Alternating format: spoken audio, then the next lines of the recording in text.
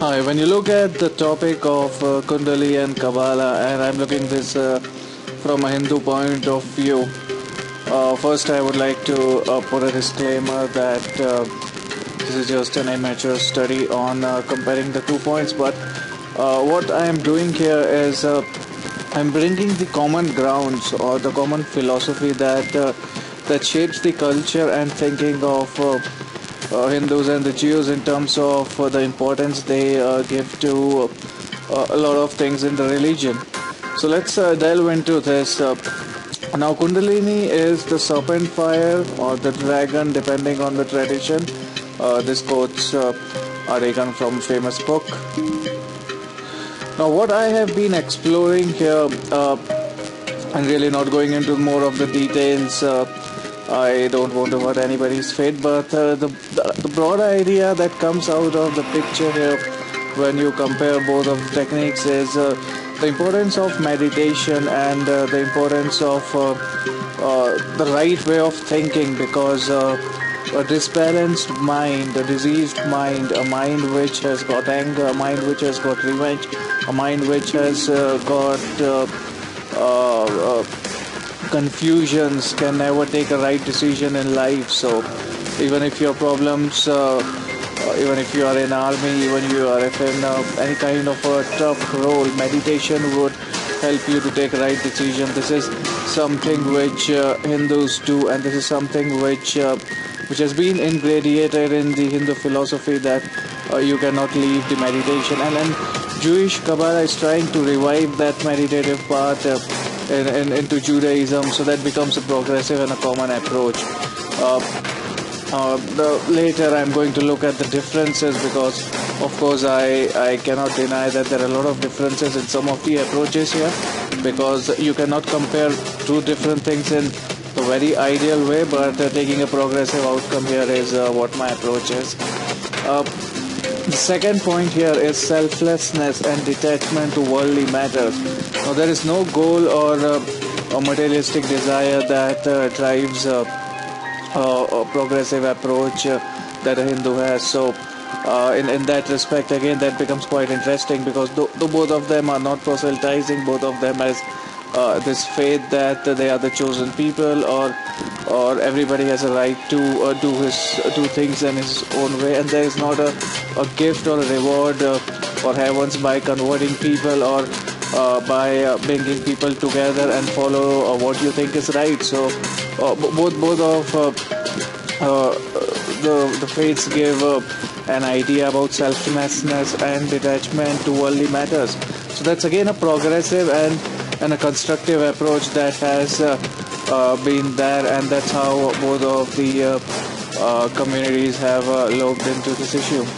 Now, the whole idea of making your mind calm and stable and understanding God in some of the aspects that I'm talking about, to have a progressive and a good world, and a world where science, a world where technology, a world where innovation drives, a world where hard work drives, a world where empathy lives, a world where cooperation and mutual coexistence is the main theme.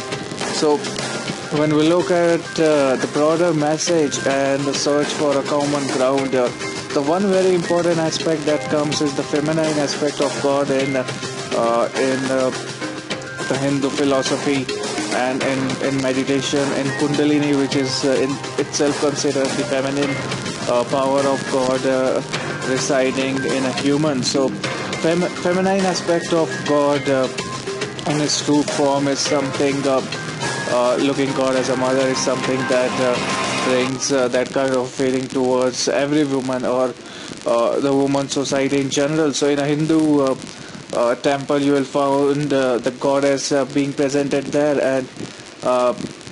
and that really brings those ideas that you have to respect the women, and they are a part of the divinity, or they are the part of your salvation. So that's again quite an interesting thing that becomes a common ground in Jewish Kabbalah and Kundalini. The feminine aspect of God that is all pervading, and the engine of God power, or woman says the engine of engine and the power of the global community and the global world. Women in technology, women in innovation, women as a source of inspiration is something that comes into play here.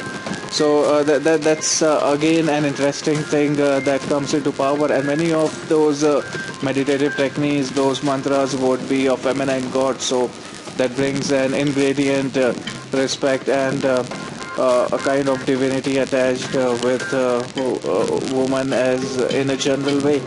Now, God exists in each human is one thing that Kundalini talks about, and it talks about the awakening by using sound. So the idea that sound and mantras and the sound vibration could do miracles to get you greater knowledge, greater peace, greater understanding, changing your frequency, changing your balance. That becomes common, because when you look at the Jewish Kabbalah, it talks about creation of world using voice. So that becomes again important here, and the idea that world was created by God using sound or mantras is something that becomes a common ground. Now, there are a lot of differences that people often talk about. It would be justice to talk about that, because whatever we are doing, we are progressing. We should be constructive in our approach. We could only be constructive if we look at the flip side. So not confronting the differences. So Kundalini is a human's internal energy, whereas some people believe that the Judaic Kabbalah is more about understanding God and the attributes of God, and understanding God and His creation. Again, that is also related to the different dimensions that exist. So it's like a human dimension, a demigod dimension. So Kundalini is more towards inner energy, and Kabbalah is more towards God attributes and dimension, planes of existence and things like that. So that talks about the difference. Now, in a general sense, on the practical side, where we look at the similarities, we may find that both of them focus towards believing and understanding that God has all that attributes. God is feminine, God is all-pervading, God could be achieved through meditative practices, God could be achieved through bringing peace in your mind, and a greater divine experience. So that's a kind of similarity. Now, Kundalini concepts, as I told you, if you look at the flip side, it's meditation, but at the same time, it's also understanding about the Creator. Because when you look at the Creator and when you look at the Kundalini power, you have all those points where God resides. So you are a mini universe, you are a mini creation of God, where God sits and resides in the same configuration as God has made the world. So that is one way to look at Kundalini as well. So Kabbalah can also, some of the rabbis talk, could be in three different aspects. It could be theoretical, magical, or meditative. Words taken by a book here.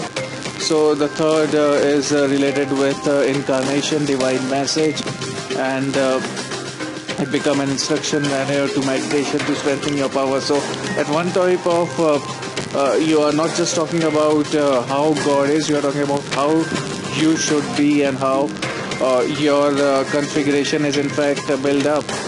So that was my idea about a search for a common ground. I hope you found this informative.